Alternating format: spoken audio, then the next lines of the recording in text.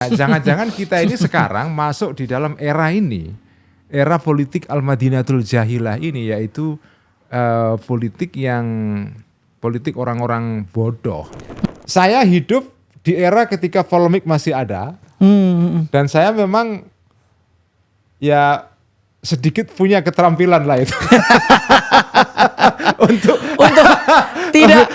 tidak hanya membicarakan tapi membangun polemik juga. Menimbulkan polemik karena saya lahir dari revolusi yang tanpa pemimpin besar. Iya betul. Tidak ada bung besar, nggak ada ratu adilnya. Nggak ada ratu adilnya.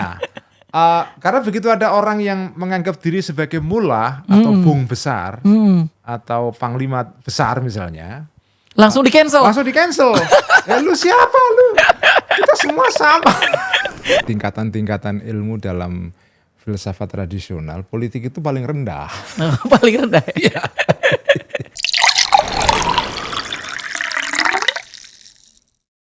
Alhamdulillah. Kita awali dengan nyeruput kopi.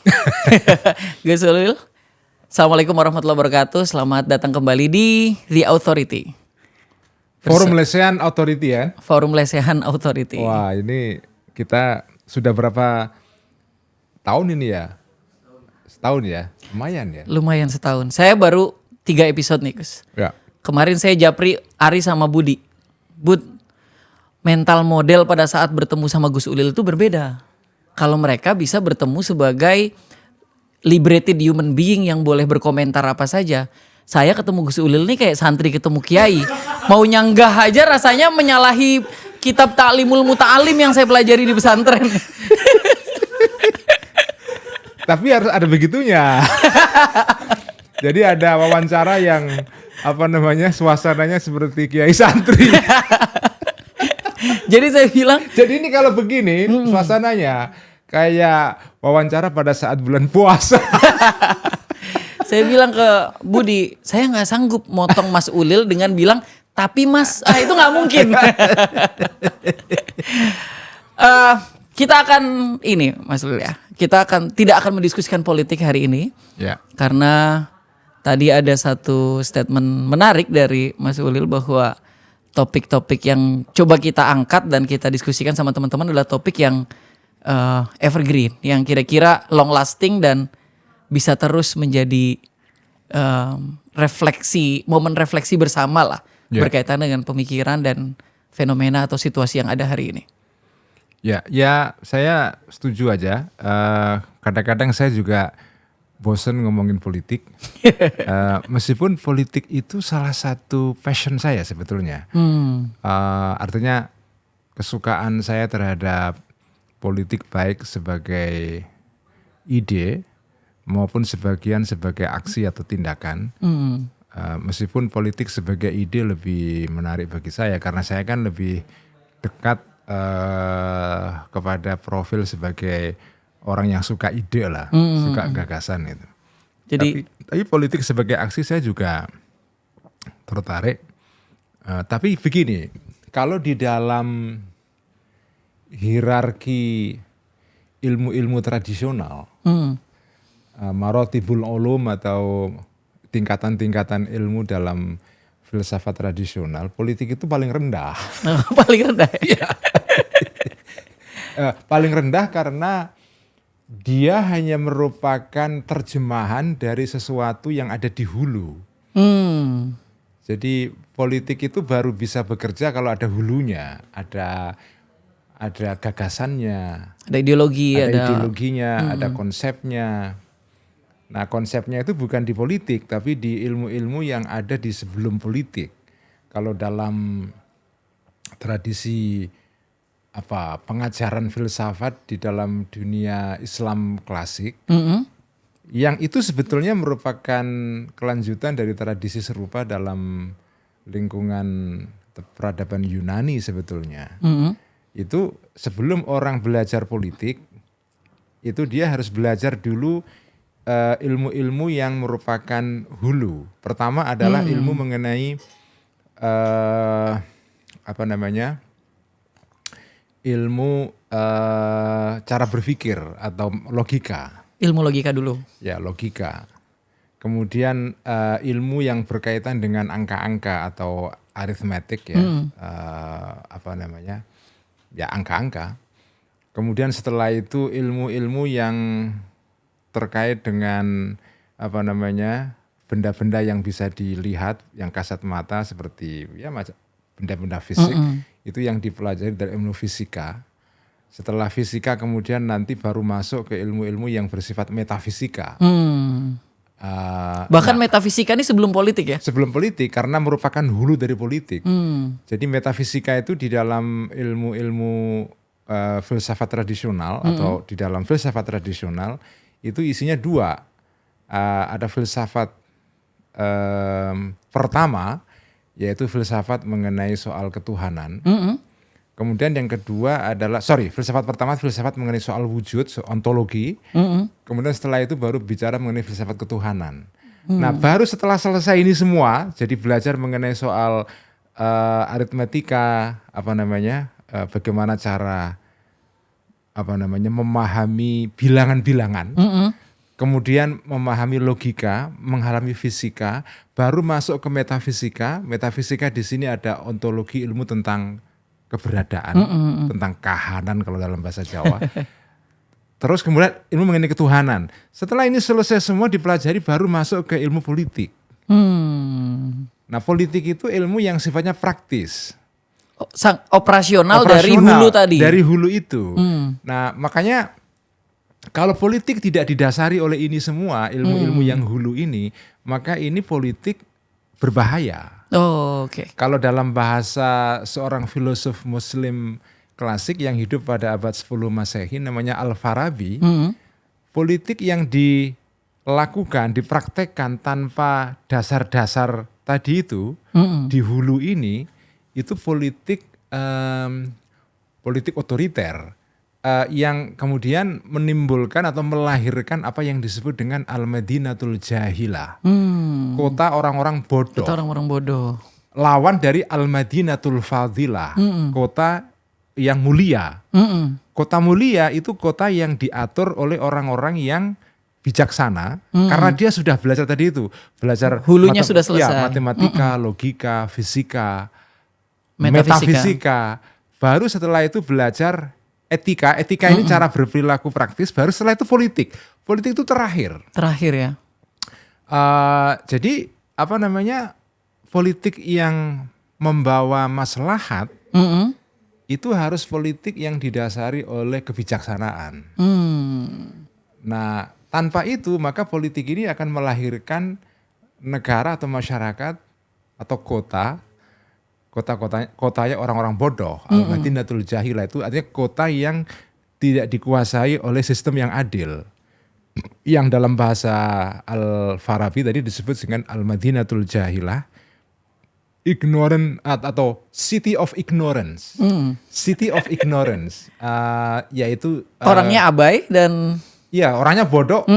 Bodoh di sini mungkin bukan artinya bodoh orang yang tidak punya pengetahuan, tapi orang yang mungkin punya pengetahuan tapi tidak mengamalkan ilmunya. Oke. Sehingga akhirnya kota ini kota yang diisi oleh orang-orang yang korup, yang tiran, yang tidak mempraktekkan keadilan. Nah sebaliknya dari Al-Madinatul Jahilah adalah Al-Madinatul Fadilah, the city of virtues. Kota tempat orang-orang yang mulia karena mereka bertindak secara bijak. Apa yang disebut dengan tindakan bijak itu tindakan yang didasari oleh ilmu tadi itu. Ada ilmu metafisika, ada fisika, ada ilmu tentang logika, cara berpikir yang benar, dan kemudian juga ilmu mengenai soal aritmetika. Ini semua harus lengkap ini. Baru setelah itu lahirlah manusia yang bijaksana. Manusia yang seperti ini kalau dia menjadi pemimpin yang bijak, kalau menjadi warga yang bijak. Warga yang bijak. Membentuk negara namanya Al-Madinatul Fadilah atau virtuous city atau state atau city of virtues. Jadi kota kebijaksanaan. Kota kearifan. Kota kearifan. Jadi kalau mau kita mencapai high virtue itu nggak bisa langsung ke operasional lewat politik atau terlibat secara langsung di tengah-tengah masyarakat, tapi better kita mempersiapkan diri dengan ilmu-ilmu hulu. Ilmu-ilmu hulu dulu. Kalau tidak didasari oleh ilmu-ilmu hulu ini, nanti akibatnya adalah ya tadi itu menimbulkan warga negara atau pemimpin yang bodoh dalam pengertian orang-orang yang tidak mempraktekkan keadilan. Yang terjadi adalah az-zulmu atau kezaliman. Dan memang salah satu ini kan teori ya, teori. Tapi sebetulnya ini teori yang cukup abadi lah. Artinya ini teori dikemukakan oleh orang-orang Yunani dulu, dikembangkan lebih lanjut oleh Al-Farabi, kemudian juga menginspirasi banyak para pemikir-pemikir Katolik di Eropa pada abad pertengahan. Sebagian juga menginspirasikan para pemikir-pemikir filsafat politik modern ya. Mereka kan banyak juga itu yang misalnya kalau kita baca teori-teori politik atau filsafat politik ya. Filsafat politik modern meskipun lahir dalam konteks modern tapi mereka atau teori-teori ini banyak diilhami, diinspirasikan oleh filsafat-filsafat lama atau filsafat politik lama. Misalnya seperti filsafatnya Santo Agustinus, salah satu tokoh penting dalam sejarah Katolik dari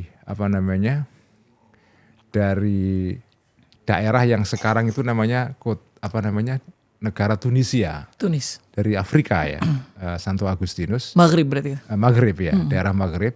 Dulu itu masih kawasan Romawi. Nah dari sana lahir seorang tokoh gereja yang penting. Namanya Santo Agustinus. Dan dia nulis ya semacam buku mengenai soal bagaimana mengatur kehidupan yang baik berdasarkan ajaran-ajaran Kristen kan. Yang disebut dengan City of Man, City of God, Civitas Dei atau apa bukunya itu.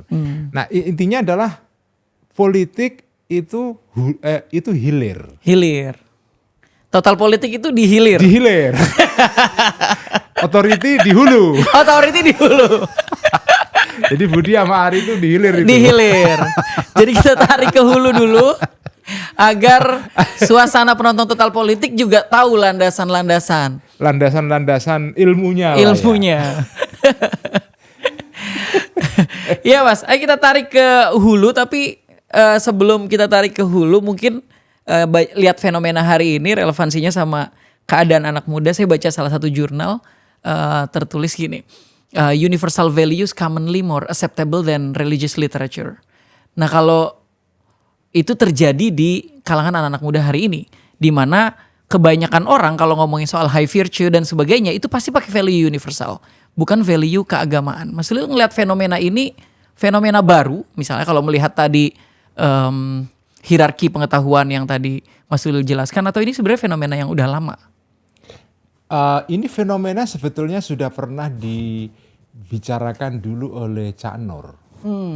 Cak Nur ketika menyampaikan pidato yang kemudian menjadi kontroversi luas pada tahun 93. Kamu belum lahir ya? 93 sudah. Tapi masih balita. Masih balita. Cak Nur itu tahun 93 kalau tidak salah menyampaikan pidato yang cukup bersejarah di Taman Ismail Marzuki tentang ya paradoks-paradoks kehidupan keagamaan di abad 20 lah. Nah, salah satu paradoksnya adalah kehidupan keberagamaan di abad 20 dan saya kira masih berlanjut sebagian sampai sekarang, yaitu orang tidak peduli kepada agama formal. Kecenderungannya ya orang modern ya. Yeah. Tidak peduli pada agama formal. Mereka lebih mementingkan aspek-aspek yang sifatnya itu nilai-nilai yang universal. Karena itu muncul istilah spirituality yes, religion no. Religion no. Jadi kalau agama, maksudnya agama formal, agama yang terlalu kaku diikat oleh lembaga, aturan-aturan yang rigid dan seterusnya, itu tidak disukai oleh masyarakat modern. Tapi yang disebut dengan masyarakat modern di sini tentu di barat ya.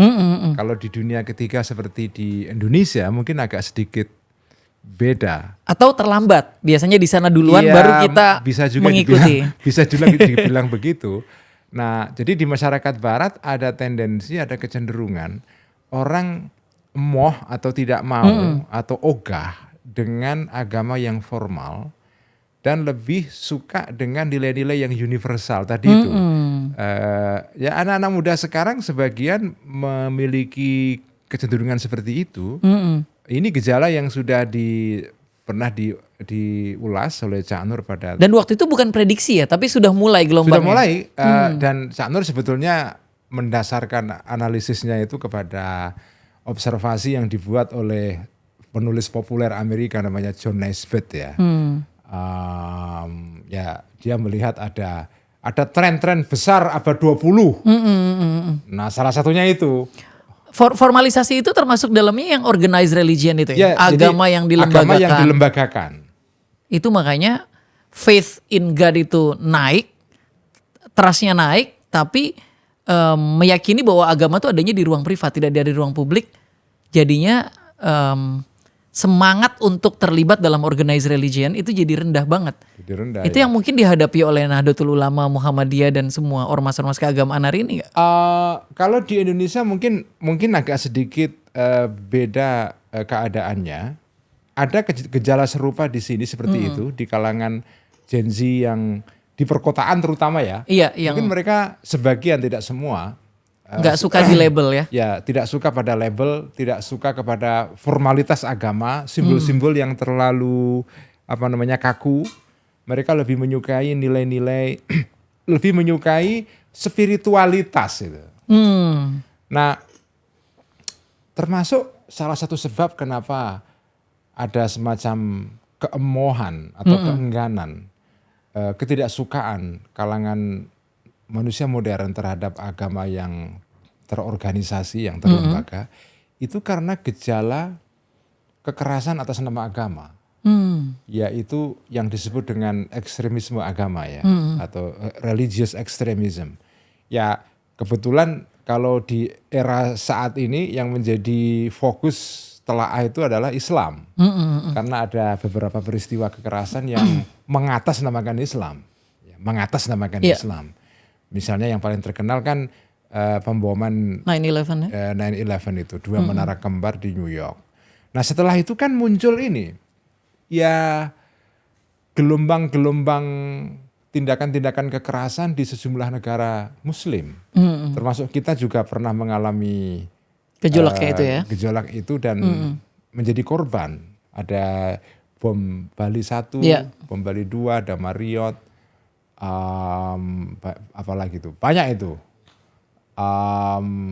Nah itu kemudian menimbulkan kemarahan kepada sebagian, tidak sedikit pada banyak orang terhadap agama yang dianggap kok jadi begini, gitu. Agama kok justru menimbulkan masalah gitu. Makanya kemudian sebagian kalangan mencoba untuk oke dah, agama formal saya nggak terlalu peduli. Yang penting saya berbuat baik sebagai manusia. Iya betul. Ya kan? Yang penting saya manusia baik, tidak menyakiti orang lain, tidak mengganggu tetangga misalnya. Itu jauh lebih penting daripada agama yang mengandalkan simbol-simbol formal. Jadinya high virtue kayak Confucian yang kemarin Mas Ulil jelaskan ya? Ya, jadi ya kalau dalam istilah Islam mungkin kita bisa menggunakan tasawuf ya, mistisisme. Jadi mistisisme dalam pengertian tadi itu agama sebagai sebagai spiritualitas. Jadi kesadaran tentang rohani, kesadaran rohani, kesadaran tentang menjadi manusia baik, akhlak. Makanya akhlak sekarang jadi tema penting kan? Betul. Bahkan salah satu pendakwah terkenal dari Yaman, Habib Ali Al-Jufri, kan dia nulis buku yang cukup terkenal itu. At-Tadayyun qoblal al-insaniyah qoblat tadayyun. Kemanusiaan sebelum agama. Jadi ya intinya buku ini sebenarnya buku bukan tentang tema itu aja, itu kan kumpulan tulisan. Salah satu artikelnya Habib Ali Al-Jufri itu judulnya adalah Al-Insaniyah Qoblat Tadayyun. Kemanusiaan sebelum keberagamaan. Sebelum keberagamaan. Artinya ya kita ini beragama tentu saja bagi orang yang beragama itu harus, tapi kemanusiaan juga penting. Karena ada kecenderungan kok ini ada orang beragama tapi kok kemanusiaannya hilang. Nah itu yang menimbulkan kemudian reaksi balik. Udah yang penting adalah kemanusiaan. Itu kayak ngomongin political science tapi nggak ngomongin logik dan ilmu-ilmu hulu tadi. Betul. Jadi hulunya nggak dapat. Hulunya nggak dapat. Hanya mengambil bentuk luarnya, yaitu beragama, sholat, puasa, pergi ke gereja, macam-macam, pergi ke masjidnya rajin, ke gerejanya rajin, tetapi kemudian kemanusiaannya tidak naik-naik levelnya. Itu yang secara spesifik ditulis sama Gus Mus di buku Saleh Ritual, Saleh Sosial. Betul, saleh individual, Saleh Ritual, Saleh Sosial. Saleh Sosial ya betul. Gus Mus pernah nulis buku itu kumpulan tulisan juga itu, kumpulan artikel ya. Ya betul. Nah, Habib Al-Jufri nulis itu Al-Insaniyah Qabla Tadayun, kemanusiaan sebelum keberagamaan. Nah, saya sekarang melihat kecenderungan ini ada dan cukup kuat ya. Ada semacam perasaan tidak suka lah kepada bentuk-bentuk agama yang formal. Karena dianggap tadi itu, pertama bentuk-bentuk formal ini terlalu kaku. Kadang-kadang malah menimbulkan sekat-sekat. Kadang-kadang malah permusuhan antar madhab misalnya. Iya, jadi tambah kuat. Bahkan sesama agama yang sama kadang-kadang saling mengkafirkan. Ya kan? Nah, gejala-gejala ini sebetulnya kita alami cukup banyak itu di tahun-tahun 90-an ketika Cak Nur menyampaikan ceramahnya di tim itu. Kemudian awal tahun 2000 sampai ya era SBY, era Jokowi. Tapi begitu era Jokowi periode kedua, pembicaraan publik kita sekarang politik semua isinya. Itu sejalan dengan naiknya followers total politik.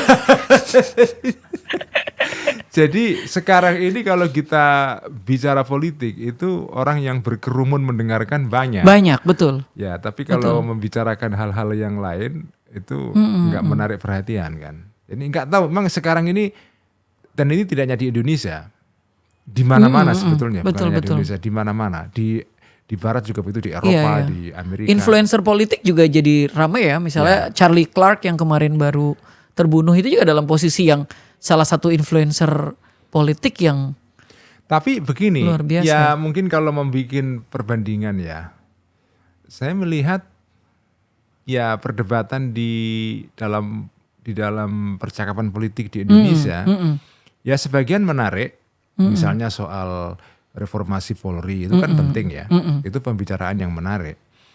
Misalnya sekarang soal KUHAP baru misalnya, KUHAP baru, atau sekarang soal pilkada langsung dan tidak langsung kan, ini juga pembicaraan penting karena menyangkut nasib panjang kita sebagai negara dan bangsa. Tapi secara garis besar percakapan politik di kita itu ya boring, membosankan. Karena unsur-unsur gagasannya menurut saya kurang ya. Sementara kalau percakapan politik di Barat, tidak semua sih, yang membosankan juga banyak di sana, sama saja. Tapi masih ada perdebatan-perdebatan yang menarik. Tapi ada suasana pergeseran yang saya rasakan ya, misalnya karena dulu saya di UIN Ciputat, isinya topik-topik politik banyak sekali didiskusikan di kampus itu kan, salah satu kampus yang paling banyak melahirkan pengamat-pengamat politik juga hari ini. Tapi ada pergeseran dari awal 20 tahun yang lalu lah ya, awal-awal saya di kampus dan sekarang, di mana kalau sekarang topik-topik soal politik banyak membicarakan aktor daripada ideologinya ataupun basis gagasan awalnya gitu. Ya. Akhirnya memang lebih banyak mendiskusikan fenomena dan apa yang sedang viral hari ini. Gimana kita ngebaliin lagi misalnya sesederhana diskursus topik-topik yang berkaitan dengan hal-hal yang lebih mendasar seperti filsafat, logika dan lain-lain itu kembali ada di tengah-tengah masyarakat. Menurut Mas Ulil itu perlu atau enggak dulu? Menurut saya perlu. Jadi kalau kita belajar dari cara politik itu dipandang di dalam tradisi filsafat klasik dulu, filsafat tradisional ya. Baik dalam Islam maupun dalam tradisi Yunani. Tadi saya jelaskan, politik itu di ujung. Di ujung. Dia itu downstream, hulu. Hilir. Hilir ya, hilir. Ya, dia hilir. Downstream. Downstream itu hilir. Nah, hulunya itu bukan politik, hulunya itu ya ilmu-ilmu dan pengetahuan-pengetahuan yang sifatnya dasar. Ya di situ ada filsafat, ada sains, ada agama juga, ada budaya. Jadi ini semua harus ada dulu. Baru setelah itu politik datang belakangan. Nah, kalau politik tidak dilandasi ini semua, ya tadi itu yang terjadi adalah politik ada, tapi ini politik dalam pengertian yang disebut oleh Al-Farabi tadi itu Al-Madinatul Jahilah. Jahilah ya. Nah, jangan-jangan kita ini sekarang masuk di dalam era ini, era politik Al-Madinatul Jahilah ini, yaitu politik orang-orang bodoh ya. Dalam pengertian bodoh ini bodoh tentang keadilan. Jadi politik yang tidak mementingkan keadilan, melainkan orang hanya mementingkan kepentingan sendiri, oligarki misalnya, oligarki, kartel, ya sebangsanya itulah. Jadi politik yang seperti ini itu oleh Al-Farabi disebut sebagai Al-Madinatul Jahilah. Kenapa itu semua terjadi? Karena politik ini tidak dilandasi tadi ini. Orang-orang yang bekerja dalam politik juga tidak dilandasi oleh pengetahuan-pengetahuan yang cukup ya di hulu ini. Akhirnya apa? Politik orang-orang bodoh. Al-Madinatul Jahilah. Mengembalikan diskursus itu agar kemudian menjadi isu yang mainstream di kalangan anak muda. Apa yang bisa dilakuin, Gus? Saya enggak tahu ya bagaimana caranya. Karena sekarang ini banyak tantangan yang harus kita hadapi. Misalnya ya lagi-lagi orang yang seumuran dengan saya ini seringkali kalau kata Ari itu dulu zaman abang. Sejarah peradaban senior. Ini senior kalau mengingat zamannya seolah-olah masa keemasan. Ya, tapi jujur saja ya, sekarang ini kan percakapan-percakapan yang serius kan sudah susah dilakukan. Karena yang terjadi adalah seperti platformnya TikTok itu, TikTok. Jadi orang berkata langsung ditanggapi saat itu juga, simultan itu, TikTok. Jadi unsur kecepatan dan kecepatan, kespontanan gitu, tanpa ada pemikiran yang mendalam, proses ya, refleksi, itu terlalu dominan. Perdebatan yang polemik, yang serius kan. Tapi emang kan generasinya disebut sebagai generasi yang less kontemplatif. Iya, mungkin begitu ya. Saya nggak berani menyebut itu karena kalau kamu kan Gen Z, nggak apa-apa. Saya ini generasi yang di luar, jadi nanti saya bisa dimarahi banyak orang. Ya, tapi memang betul. Jadi sekarang ini percakapan yang serius itu kan susah terjadi karena seluruh percakapan itu dilangsungkan dalam ruang yang sempit yang namanya media sosial. Iya. Itu kan percakapan yang sebetulnya tidak ideal. Sementara itu ya, percakapan ilmiah di lingkungan perguruan tinggi kita itu juga mengalami masalah menurut saya. Mungkin saya keliru ya, karena saya kan bukan orang yang banyak. Ya saya di kampus tapi kan tidak intensif. Sepengetahuan saya atau sepengamatan saya, kehidupan ilmiah kita yang ada di kampus ya, itu kan seperti kehidupan yang kalau istilah filsafat itu yang solipsistik ya. Solipsistik artinya ya kehidupan yang asyik dengan dirinya sendiri. Ini ada orang yang baca buku untuk kebutuhan nulis jurnal, terindeks Scopus, nanti bisa menjadi modal untuk meraih gelar profesor. Ya udah gitu aja, muter aja. Muter ya. Ya jadi orang-orang masuk perguruan tinggi untuk dapat gelar S1. S1 belum cukup harus S2. S2 nggak cukup harus S3. Setelah S3 harus profesor. Nah, proses untuk naik ini kan harus ada karya ilmiah. Karya ilmiah ini tidak diakui kalau tidak dimuat di dalam jurnal yang terindeks. Yang Sinta inilah, Sinta 1, 2, 3 nanti terindeks Scopus dan seterusnya. Kayak gamifikasi ya, gitu ya. Betul, persis. Nah, jadi ini dunia ilmiah kita juga dunia yang asyik dengan dirinya sendiri. Mungkin tidak semua ya. Tapi ada kecenderungan seperti itu. Jadi ini kecenderungan yang juga terjadi di barat juga. Jadi ini kecenderungan yang disebut dengan profesionalisasi pengetahuan. Pengetahuan makin canggih tapi makin profesional. Dia tidak lagi berkaitan dengan denyut kehidupan nyata dalam masyarakat. Jadi terisolasi, maka itu disebut dengan solipsistik, asik dengan dirinya sendiri, tidak berinteraksi dengan dunia luar ya.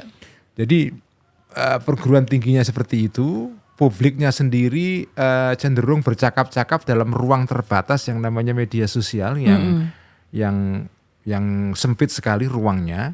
Dan siapa saja punya hak bicara. Siapa saja bisa berhak bicara tanpa peduli apa background keilmuannya atau kepakarannya, dan seluruh percakapan dilangsungkan dengan cepat, spontan, kadang-kadang sangat emosional ya, karena siapa saja bisa ngomong, akhirnya kan muncul style atau gaya-gaya berkomunikasi yang membuat orang tertrigger kan.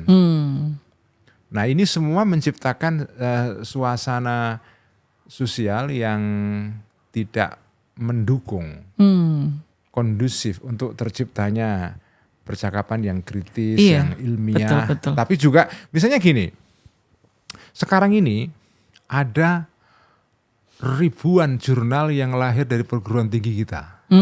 Karena tadi itu syarat untuk kenaikan martabat ini, itu kan harus didasarkan kepada sesuatu yang objektif, yaitu jumlah. Sinta adalah galahnya untuk melenting. Galah untuk melenting itu ya harus pakai sitasi, harus berdasarkan artikel yang diterbitkan kan. Nah, tetapi banyak tulisan tapi tidak menggerakkan percakapan. Sementara apa karena informasinya terlalu banyak yang datang? Mungkin itu juga, salah satunya itu juga. Sementara dulu misalnya jurnal sedikit karena tidak semua orang bisa bikin jurnal. Tetapi begitu ada sesuatu ditulis di dalam jurnal, langsung meledak ya. Itu menimbulkan percakapan yang panjang. Misalnya dulu ada jurnal namanya Prisma. Iya, betul. Itu jurnal yang tidak terindeks sama sekali. Tapi dulu jadi rujukan. Tapi jadi rujukan percakapan. Betul. Mungkin ya sebagian menjadi rujukan akademis. Tetapi dia menjadi rujukan untuk percakapan. Jadi ketika bukan hanya edisi saat itu ya, edisi yang sudah berlalu sampai bertahun-tahun sebelumnya, itu masih jadi bahan bacaan. Terus-menerus itu. Saya kemarin, ya ini nostalgia ya, kemarin saya ketemu dengan salah satu penulis yang dulu tulisannya pernah jadi bahan percakapan lumayan panjang, yaitu Profesor sekarang udah ya, Profesor Dr. Dewi Fortuna Anwar. Sekarang di BRIN. Dewi Fortuna Anwar ini dulu salah satu ya sarjana yang cemerlang. Dia dulu kuliahnya di SOAS di London. Dia nulis tesis yang kemudian dimuat dalam versi Indonesianya di majalah Prisma tentang P3. Tentang P3. Partai P3. Tentang bagaimana P3 ini menjadi partai oposisi pemerintah ketika itu. Itu ulasannya menarik sekali. Judul artikelnya masih saya ingat sampai sekarang. Ka'bah and Garuda. Ka'bah dan Garuda. Tentang Partai Persatuan Pembangunan selama Orde Baru lah.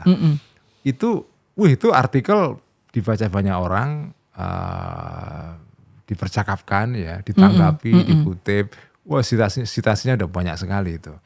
Nah, yang kayak gitu banyak dulu. Mungkin karena dulu ya tulisan jarang ya. Jarang ya. Begitu muncul tulisan langsung ya meledak lah. meledak atau jadi ya mungkin karena Jadi pembicaraan. ketika itu orang nggak ada kerjaan lain. Atau orang punya waktu untuk Persis. membaca dan memahami. Memang karena nggak ada kerjaan lain.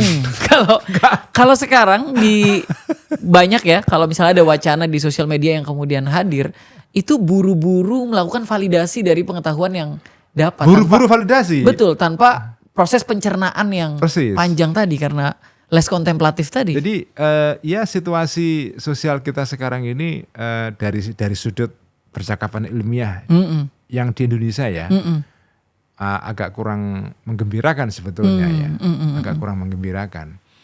Ya ini sudah banyak dibicarakan banyak orang sih. Ya. Saya tidak mengatakan sesuatu yang baru di sini ya. Saya hanya menggaungkan saja. Tapi kalau Anda pernah hidup di zaman yang tidak seperti itu kayak saya, itu kayak lihat zaman dulu itu kelangenan banget gitu loh, kayak nostalgia gitu. Nah sekarang ini kan polemik tidak ada lagi, kurang lah.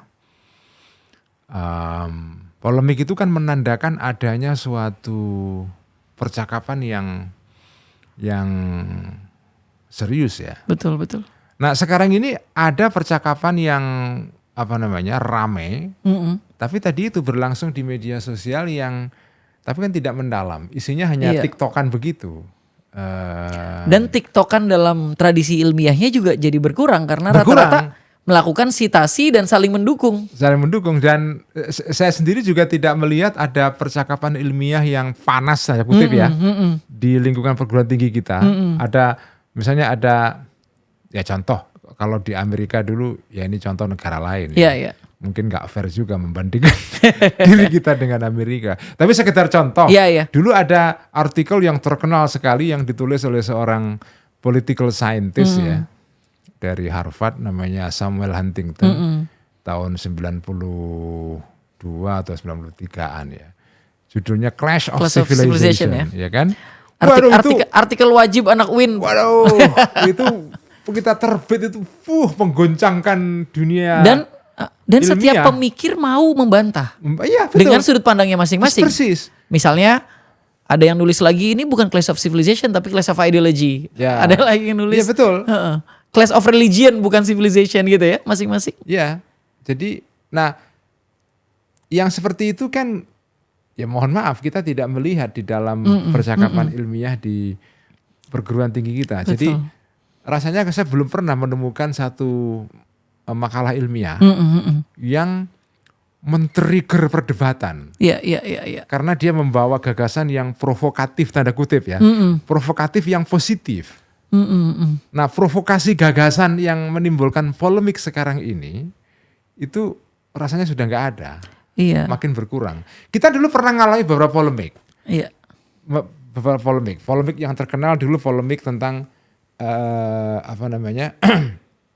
polemik tentang kebudayaan, tentang apa dulu? Ya politik kebudayaan ya, tentang strategi kebudayaan. Ya itu tahun 30-an itu. Kemudian polemik pada masa Cak Nur dulu. Iya. Polemik pada saat dulu ada namanya polemik tentang sastra kontekstual. Kamu udah nggak menang itu. Udah nggak ikutan itu. Nggak ikut. Itu eranya dulu Arif Budiman, ada Aryal Heryanto dan segala macam ya. Ya ada polemik-polemik yang membuat orang terlibat semuanya, ikut berpikir lah. Iya. Nah sekarang ini rasanya kita tidak lagi melihat hal-hal seperti itu lagi gitu. Ya sudah berubah zamannya ya. Tapi ngomong-ngomong soal Prof. Aryal Heryanto, saya juga dulu baca bukunya Identitas dan Kenikmatan itu Gus. Ya. Yang ngebahas soal bagaimana pop culture dalam bungkus keagamaan kemudian membangun cara beragama baru di tengah-tengah masyarakat. Nah diskursus-diskursus seperti itu memang sebenarnya banyak ya di kampus-kampus.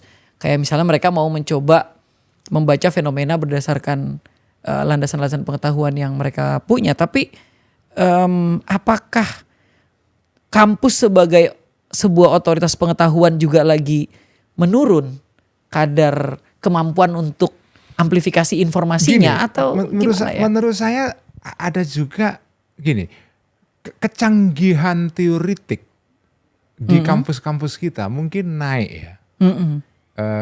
Bacaannya makin banyak. Iya. Ya kan, teori-teori yang dipakai makin banyak. Kalau sekarang ini mahasiswa menulis tesis atau disertasi kan pilihan teoritiknya, pilihan konseptualnya. Iya. Jauh lebih besar. Banyak banget itu. Pisau analisisnya nggak itu terus nggak kayak orang dulu. Banyak sekali. Cuma gini, mungkin salah satu hal yang menarik, kenapa sih ada tulisan itu kok provokatif? Itu kenapa? Itu pertanyaan penting itu. Pertama gini, asumsinya, provokasi gagasan itu penting. Karena dengan adanya provokasi gagasan ada percakapan, ada polemik, ada orang berdebat. Nah ketika orang berdebat, lalu orang lain tertarik untuk dengerin, ada apa ini? Iya. Nah karena orang tertarik lalu baca. Jadi efek positif dari perdebatan itu panjang sekali. Orang jadi belajar. Orang jadi belajar. Tidak peduli kamu pada posisi benar atau salah, tapi perdebatan itu sendiri membawa aspek positif karena menggerakkan semua orang untuk berpikir. Nah tapi pertanyaannya, kenapa sebuah tulisan itu bisa provokatif? Itu juga ada kaitannya. Pertama dengan isi gagasannya sendiri memang provokatif. Tapi yang kedua yang tidak kalah penting, cara menampilkan, mempresentasikan gagasannya itu sendiri dengan cara yang begitu rupa sehingga menggugah orang untuk berpolemik. Berpolemik ya. Nah, keterampilan mempresentasikan gagasan dengan cara yang polemis itu tampaknya tidak dimiliki oleh semua orang sekarang. Mungkin malah kecakapan itu makin merosot, nggak lagi dimiliki oleh generasi baru. Anda kalau baca tulisannya Samuel Huntington yang Clash of Civilization, itu tidak, isi gagasannya sendiri memang polemis, tapi cara dia mempresentasikan gagasannya itu juga mendorong orang untuk berpolemik gitu. Jadi ada aspek gaya, stilistika. Nah, stilistika atau gaya menulis, gaya menampilkan suatu gagasan kepada orang lain itu tidak kalah pentingnya. Nah, biasanya polemik terjadi karena gabungan antara dua hal ini. Gagasannya sendiri polemis, cara menampilkan gagasannya itu juga polemis itu. Contoh yang paling bagus, lagi-lagi kalau di barat ya. Misalnya kalau Anda baca bukunya Edward Said, Orientalism. Yang terbit tahun 78 atau 79 pertama kali. Kan. Itu gagasannya sendiri polemis. Tapi Edward Said sendiri sebagai penulis, memang gayanya itu menarik sekali. Gayanya itu provokatif. Nah, keterampilan menulis dengan cara seperti itu tidak dimiliki oleh semua orang. Atau gaya personal branding hari ini emang gak cukup cuma membangun citra dari kekuatan tulisan, tapi harus personanya dulu harus. Ya, kalau sekarang di dunia visual ya, segala hal harus ada gambarnya, optiknya dulu. Jadi sekarang orang bisa polemis kalau optiknya polemis ya. Betul. Tapi kembali kepada tulisan tadi itu, kenapa sekarang ini tulisan-tulisan yang berhamburan ribuan di jurnal-jurnal ilmiah kita itu tidak menimbulkan percakapan? Mungkin karena cara menampilkannya, menuliskannya tidak polemis. Tidak polemis ya. Itu juga masalah itu. Jadi salah milih judul gitu. Judulnya juga, jadi cara memilih judul juga penting ya, sehingga menimbulkan orang tergerak untuk berpolemik itu juga ada unsur di situ, unsur pemilihan judul. Tapi yang jauh lebih penting adalah bagaimana gaya tulisan Anda. Nah, ada tulisan-tulisan yang memang polemis, memang gayanya polemis memang. Ya salah satunya tadi itu Samuel Huntington ya, Clash of Civilization itu. Atau tulisannya Fukuyama, The End of History. Itu juga polemis, gayanya sendiri polemis memang. Gagasannya Fukuyama dalam bukunya The End of History itu kalau disampaikan dengan biasa-biasa saja, mungkin juga nggak men-trigger orang untuk ikut berpolemik. Atau misalnya, tapi judulnya memang monumental juga. Monumental. Jadi penjudulan itu juga penting gitu.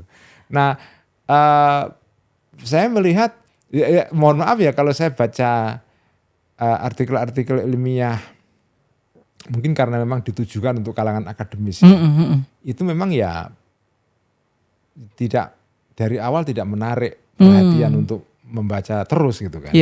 Atau misalnya kita baca paragraf 1, 2, 3 pertama gitu kan, kita tidak tertarik untuk masuk ke isi tulisannya lebih lanjut. Karena cara mempresentasikan gagasannya sendiri tidak polemis. Tidak polemis. Ya. Nah, itu yang saya lihat kenapa sekarang kok jarang ada polemik gitu. Saya hidup di era ketika polemik masih ada. Dan saya memang ya sedikit punya keterampilan lah itu. untuk tidak hanya membicarakan tapi membangun polemik juga. Menimbulkan polemik karena saya lahir dari era ketika polemik itu muncul dan saya ada di tengah-tengahnya. Saya produk dari era yang ada perdebatan luar biasa. Saya menyaksikan langsung dan bukan hanya menyaksikan, saya menikmati polemik itu karena ya waktu saya masih muda dulu saya menikmati polemik ini. Nah kalau tidak ada gini, dalam satu masyarakat kalau tidak ada perbenturan ide, itu pertama itu menandakan tidak ada aktivitas pemikiran yang sungguh-sungguh di situ. Kalau tidak ada perbenturan ide, lalu tidak ada diskusi. Nggak ada diskusi. Dan itu menurut saya agak berbahaya. Tidak ada diskusi, tidak ada kegelisahan. Tidak ada gelisahan. Tidak ada kegelisahan, tidak ada pergerakan. Tidak ada pergerakan. Tapi kemarin ada bulan Agustus. Ya itu pergerakan pada bulan Agustus tahun lalu itu jelas lahir dari gagasan juga kan. Dari gagasan juga. Cuma ya kalau itu kan lebih fokusnya adalah reaksi dan protes atas keadaan, ya kan. Nah tantangan berikutnya kan misalnya bagaimana mengkonseptualisasikan keadaan ini. Dulu misalnya, ini contoh bagus ya. Lagi-lagi ini dulu zaman Abah. Karena dulu. Repot ini kalau ngomong dengan. Tapi masa lalu selalu aktual. Selalu bikin kangen. Bikin kangen. Masa lalu selalu bikin kangen. Dan terlihat lebih indah dari kenyataannya sendiri.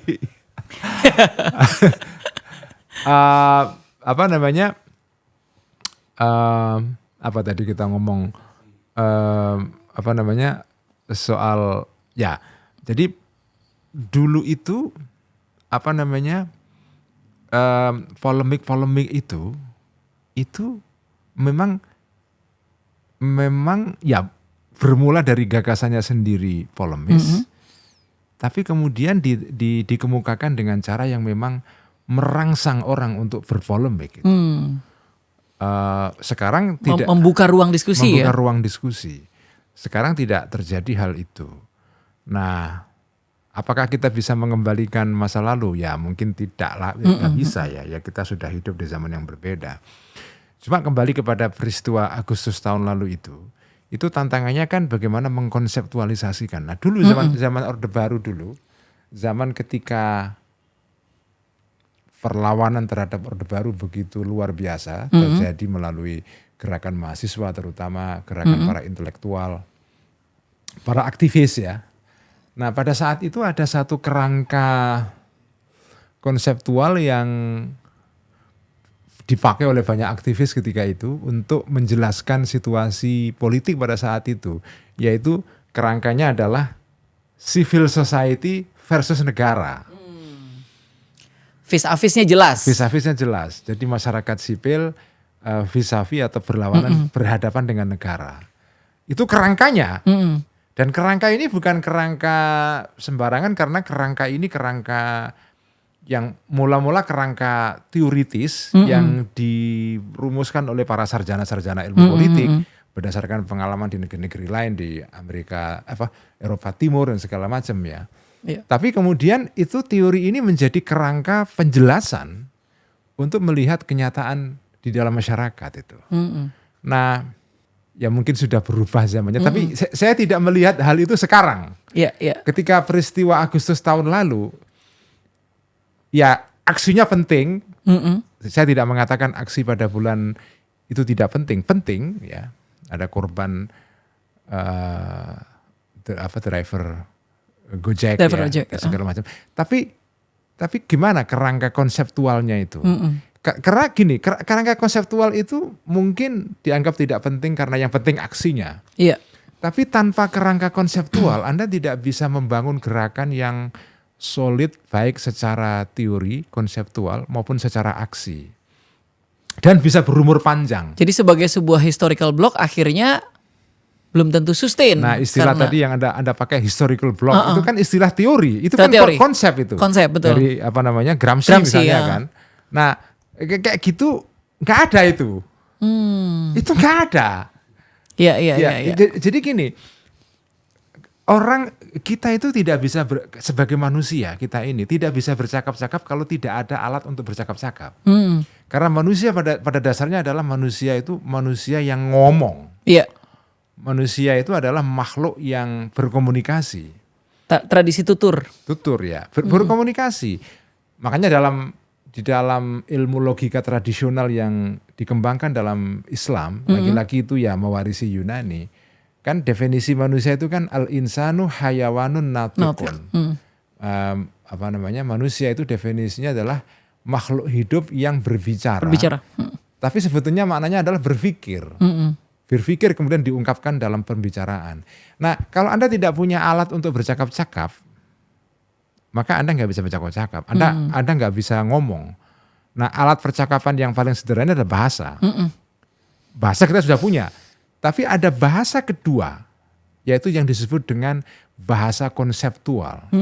Dulu ketika aktivis-aktivis era Soeharto dulu melawan pemerintah, kerangka konsep bahasanya adalah civil society versus negara. Nah sekarang ini apa ini? Yang kemudian menjadi landasan historical blocknya. Jadi clear, ada clear goals. Ya jadi ya Anda bisa nggak setuju dengan bahasa itu, Anda nggak setuju dengan konsep civil society versus negara. Boleh nggak setuju, tapi ada alatnya gitu. Nah sekarang ini mungkin ada alatnya, tapi mungkin tidak ada orang supremasi sipil misalnya. Supremasi sipil ya bisa juga, itu alat konseptual ya. Tapi itu tidak konsep yang bisa mewadahi fenomena yang beragam dalam satu payung besar gitu loh. Kalau supremasi sipil itu kan aspek kecil saja. Tapi payung besarnya apa? Apakah kita ini sekarang reformasi? Oke, itu juga payung besar itu. Reformasi atau demokratisasi kan. Tapi di dalam percakapan yang terjadi di dalam masyarakat, di kalangan para aktivisnya sendiri misalnya, saya nggak tahu ya, tapi kesan saya tidak ada kerangka konseptual besar yang menjadi kerangka. Nah itu saya anggap sebagai kelemahan bagi saya ya, karena kalau sebuah gerakan tidak dilandasi oleh hulu, lagi-lagi kembali kata tadi itu. Aksi itu adalah ujung. Aksi itu adalah ujung itu. Politik tadi itu. Politik itu kan dan segala aksinya. Politik itu kan lebih merupakan aksi kan. Sesuatu yang praktis. Praktikal. Amali, berupa amal itu kan. Aksi, praksis istilahnya kalau secara teori disebut praksis. Nah, tapi praksis itu tidak solid kalau tidak ada dasar ilmu-ilmunya. Nah, karena dengan ilmu yang kokoh, Anda bisa punya praksis yang kokoh juga itu.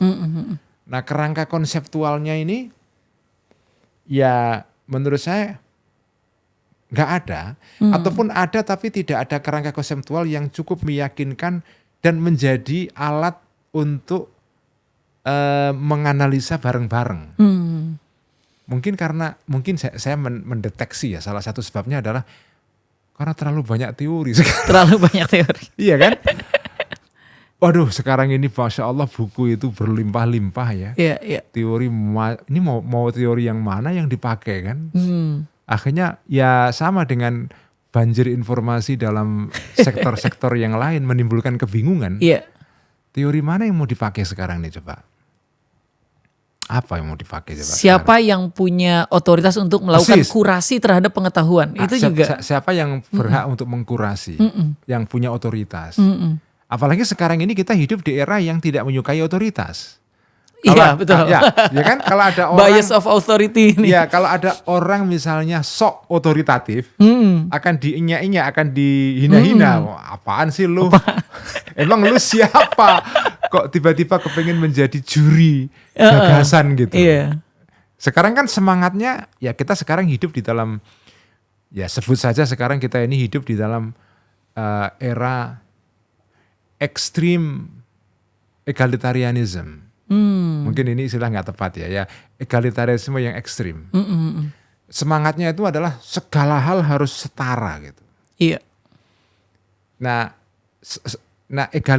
egalitarianisme yang ekstrim ini akhirnya seperti bulldozer yang menghancurkan segala struktur-struktur yang tegak yang dianggap terlalu menonjol. Iya. Karena begitu ada struktur yang menonjol itu dianggap tidak egaliter. Yang dulu dianggap sebagai struktur yang otoritatif. Itu patokan publik. Patokan.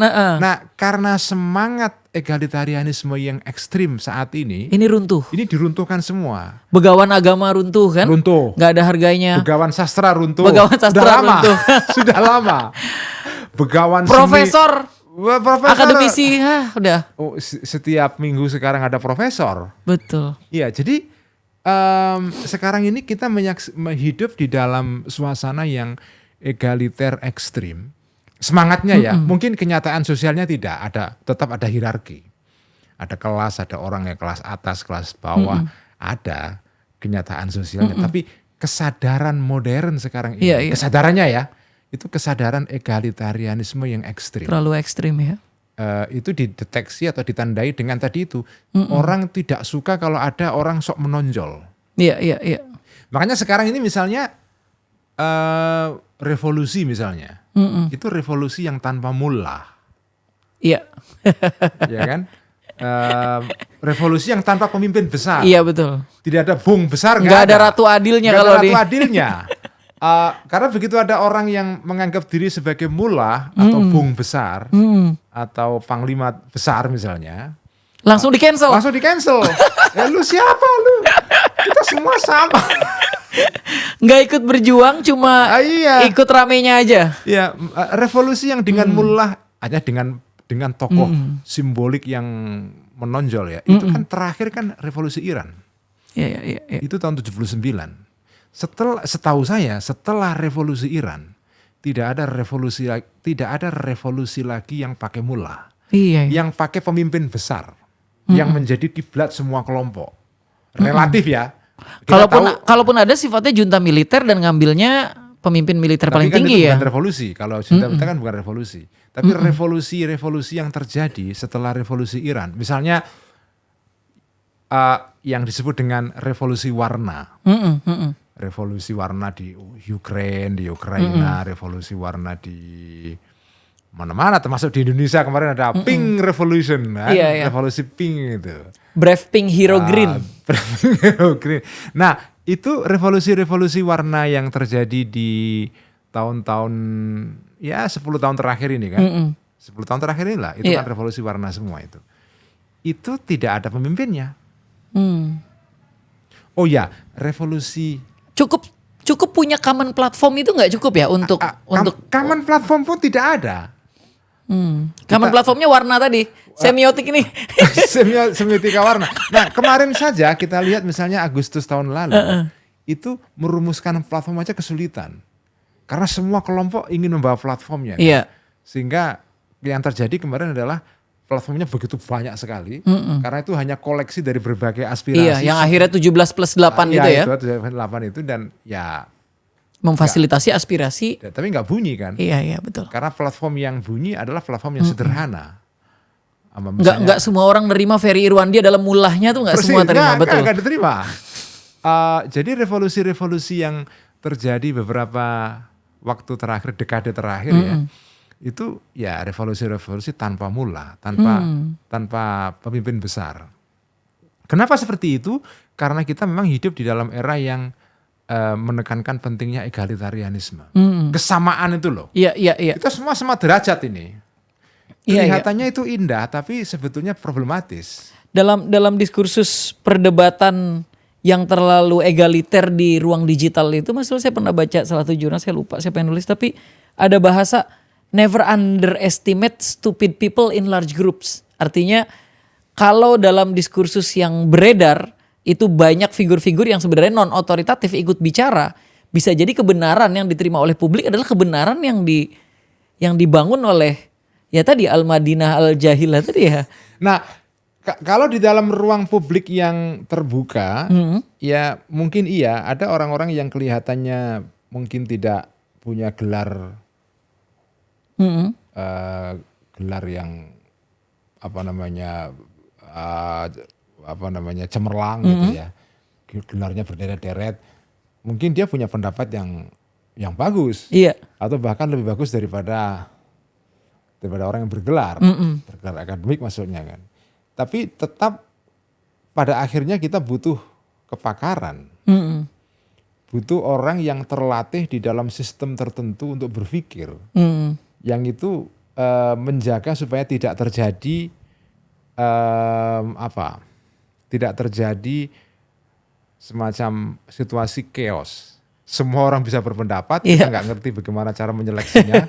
Ya, yang terjadi situasi seperti di era Yunani dulu, situasi sophistry, yaitu orang-orang sofis, orang-orang yang meragukan segala bentuk kebenaran, kan, seolah-olah meyakinkan keraguan-keraguan mereka ini, tapi akhirnya keraguan-keraguan kaum sofis ini menghancurkan otoritas-otoritas pada saat itu kan. Makanya, jadi chaos, makanya muncul orang seperti Aristoteles, ya karena dia kepingin mengatasi situasi chaos karena dihancurkannya otoritas oleh orang-orang sofis ini. Nah, kita sekarang sebenarnya mengalami hal serupa. Sofisnya siapa? Sofisnya ya sekarang siapa saja. Sofisnya siapa saja. Orang-orang sekarang kan ya tadi itu orang siapa saja bisa membatalkan, bisa menyangkal pendapat orang yang dia sudah terdidik di dalam ilmu itu selama bertahun-tahun. Disangkal saja tanpa orang biasa yang tidak punya pendidikan apa-apa misalnya. Yang trivial semua orang pengamat sepak bola ini sekarang. Ya kalau sepak bola sih masih oke lah ya. Tapi dalam hal-hal tertentu yang memang betul-betul membutuhkan kepakaran, kan kita nggak bisa membiarkan semua orang itu ngomong. Pada akhirnya omongan itu harus difilter oleh otoritas. Iya, ini yang bilang the death of expertise ya Tom Nichols ya. Ya betul. Jadi ya situasi sekarang ini seolah-olah bebas. Ya kan? Iya. Seolah-olah bebas, tapi sebetulnya tidak bebas. Karena begitu Anda membunuh kepakaran, membunuh otoritas, Anda menghadapi situasi yang jauh lebih bermasalah. Yaitu semua orang bisa ngomong. Lalu siapa yang mau dijadikan sebagai patokan di sini? Iya, siapa kuratornya? Sebagai kurator, sebagai marja ya, sumber rujukan. Siapa?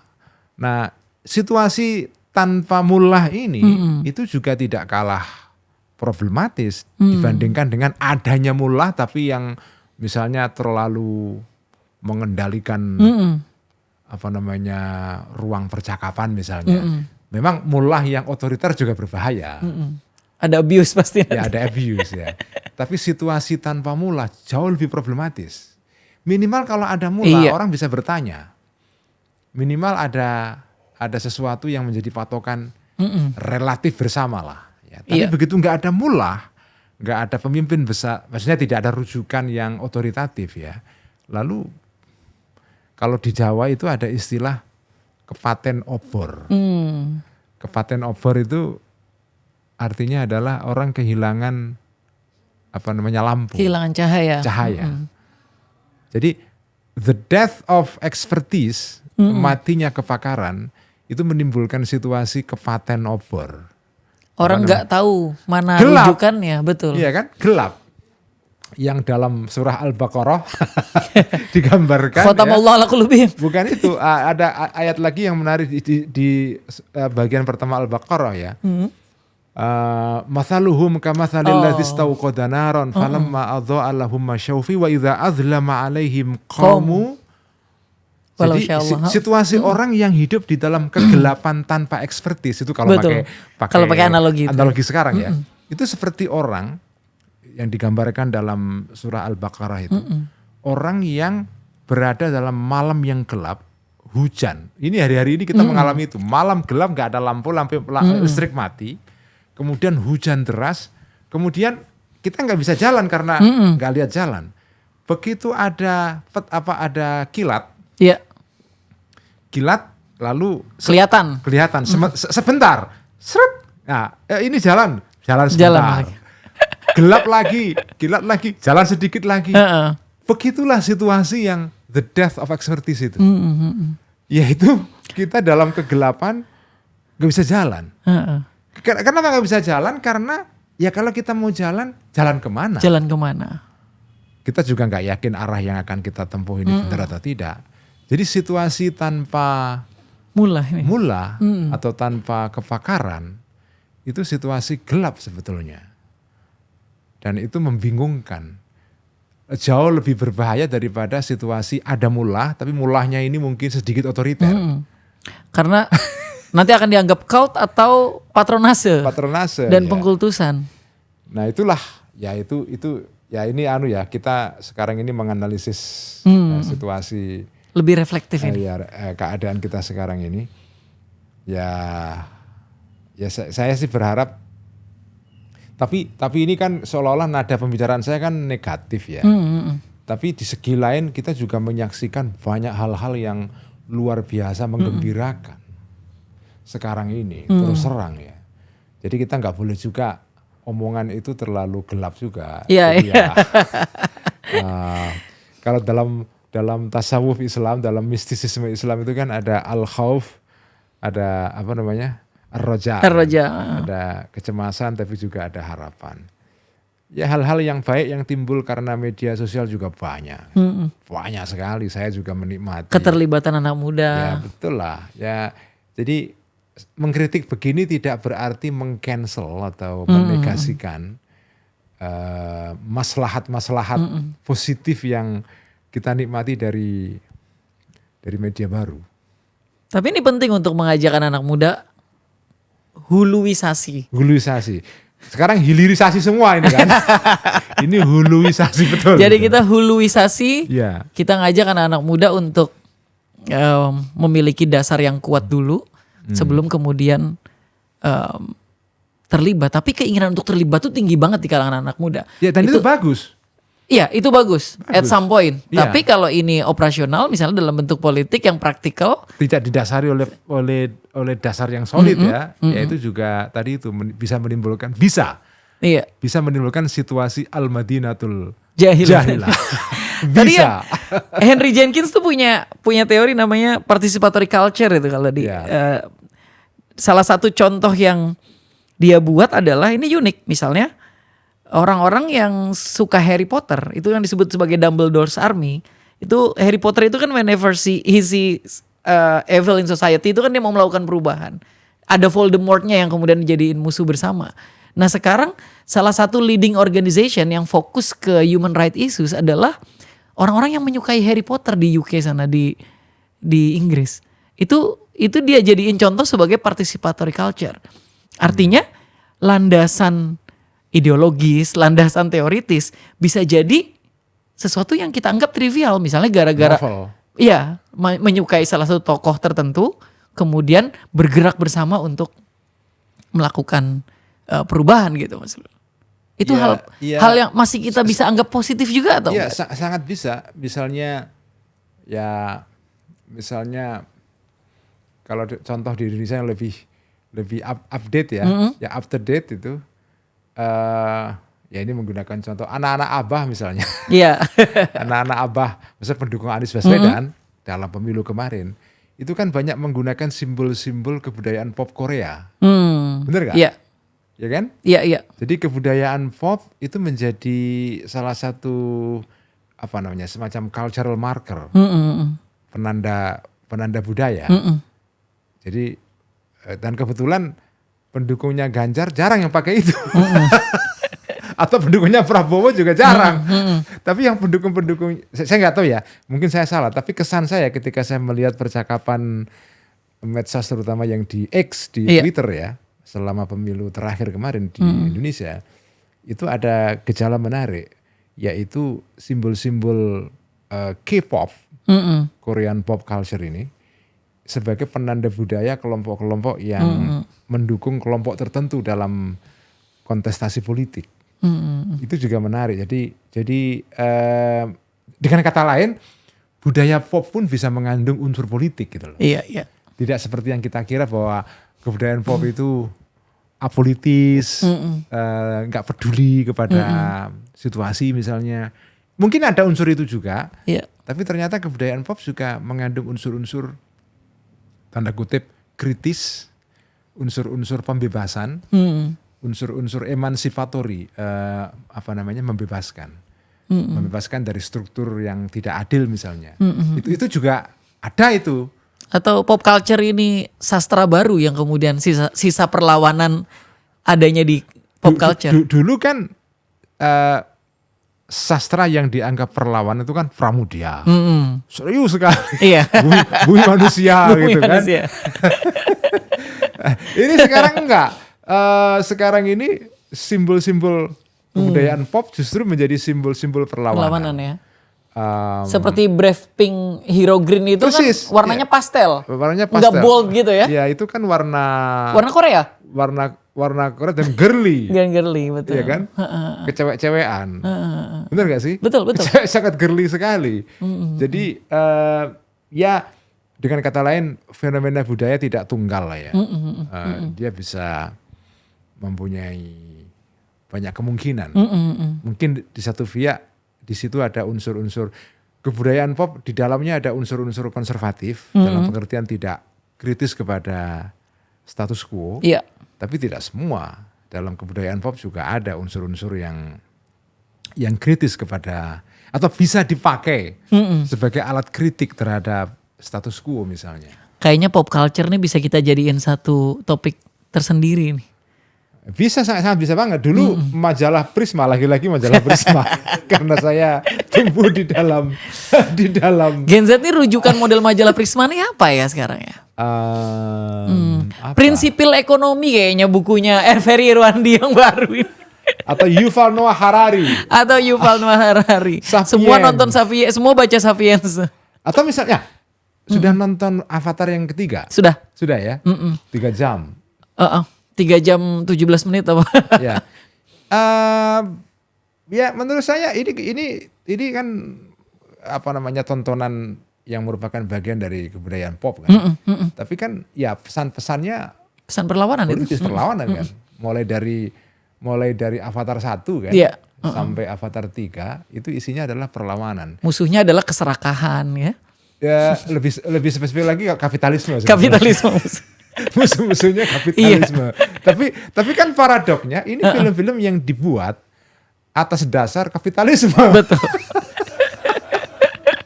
Jadi sebetulnya itu ya ironis ya. Tapi kan ironi bagian dari kebudayaan kita sekarang. Ironi itu sesuatu yang tidak sesuai dengan pakem kira-kira gitu kan. Ini bentuknya begini tapi kok begini gitu. Ini produk budaya yang tumbuh di dalam sistem kapitalis. Iya. Tapi kok mengkritik kapitalisme? Ya Avatar itu. Iya. Dan biayanya mahal sekali. Salah satu film paling mahal ini yang pernah dibuat. Dan James Cameron. Dan sehari ditayangkan langsung untung sekian juta dolar misalnya. Itu kan kapitalisme. Tapi pesan isinya adalah perlawanan. Melawan kapitalisme. Apa ini sebetulnya ini? Nah ya tapi lepas dari soal itu, menurut saya kebudayaan pop itu tidak seluruhnya konservatif. Iya. Tapi juga ada unsur-unsur kritisnya. Dulu ketika saya cerita majalah Prisma dulu tahun berapa ya? Tahun 90-an kalau tidak salah atau lebih awal 80-an. Ada satu edisi khusus tentang kebudayaan pop Indonesia. Nah, di situ ada banyak penulis yang termasuk Mas Gunawan Muhammad nulis di situ, ada penulis-penulis lain ya, Parakitriti Simbolon, wartawan Kompas dulu. Tapi salah satu pesannya adalah bahwa kebudayaan pop Indonesia itu tidak seluruhnya kebudayaan pop yang acuh tak acuh. Artinya tidak peduli pada keadaan. Ada kebudayaan pop juga yang sinis pada keadaan. Misalnya contohnya adalah kebudayaan pop yang lahir melalui majalah yang terbit di Bandung tahun 70-an. Belum lahir kamu. Namanya Aktuil. Tokoh utamanya adalah Remi Silado. Abis ini kita main ke Senen dan Blok M ya, cari edisi. Udah gak ada itu. Tapi kalau yang Prisma masih ada. Masih dijual. Prisma masih sering ada, sering ketemu ya, masih dijual itu. Itu ajaib sekali loh. Jurnal yang bekasnya sampai sekarang masih dibeli. Itu kayak keris sebetulnya. Tidak ada jurnal ilmiah yang dicari bekasnya, edisi bekasnya bertahun-tahun yang lalu, kecuali majalah Prisma. Coba itu Holy Grail ya untuk Holy ini. Grail itu coba jurnal ilmiah di kampus sekarang ini.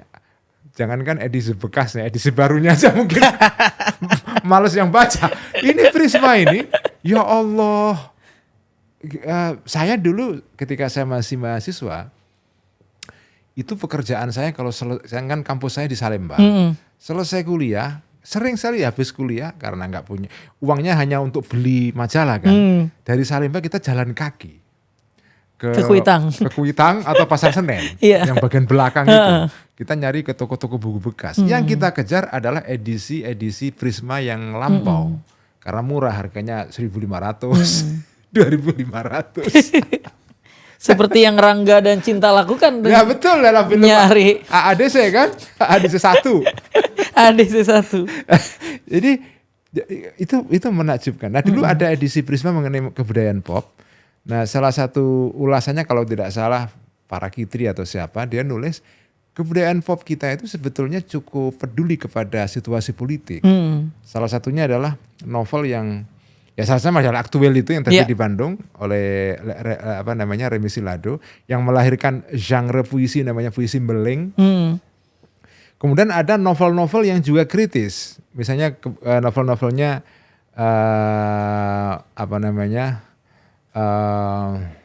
Mas Sardi yang kakaknya Jubir Gus Dur dulu siapa namanya. Nah, dulu dia nulis siapa namanya? Something Mas Sardi. Yudhistira Mas Sardi ya. Yudhistira A.N. Mas Sardi. Dia nulis novel, menarik sekali. Judulnya adalah Arjuna Mencari Cinta. Itu judulnya judul pop, ya, seolah-olah tidak ada unsur politiknya. Tapi kalau kita baca novel itu, ada unsur-unsur yang sebetulnya kritis itu. Jadi sebetulnya dari dulu kebudayaan pop tidak sekedar hanya kebudayaan yang sekedar untuk senang-senang, amusement yang jadi temanya tadi itu telaahnya Ariel Heryanto, tapi juga punya unsur-unsur kritis di dalamnya. Luar biasa nih obrolan hari ini. Kemana-mana ini. Kemana-mana tapi kita berhasil membawa ini ke hulu setidaknya. Ya, hulu. Ini bridging, hulu. betul. Ya, bridging, jadi kita mau huluisasi topik. Kita jumpa lagi minggu depan ya Gus Ulil ya. Insyaallah. Dengan topik-topik hulu dengan yang topik lain. Hulu yang lain. Ya. Kalau teman-teman masih berpikir hulu itu adanya di masa lalu, sebenarnya enggak juga ya, karena masa kini juga ada hulunya. Ada hulunya. Tapi kita terlalu fokus ke hilirisasi kayaknya. Ya, betul. Gara-gara Jokowi. Terima kasih banyak. Assalamualaikum warahmatullahi wabarakatuh. Waalaikumsalam.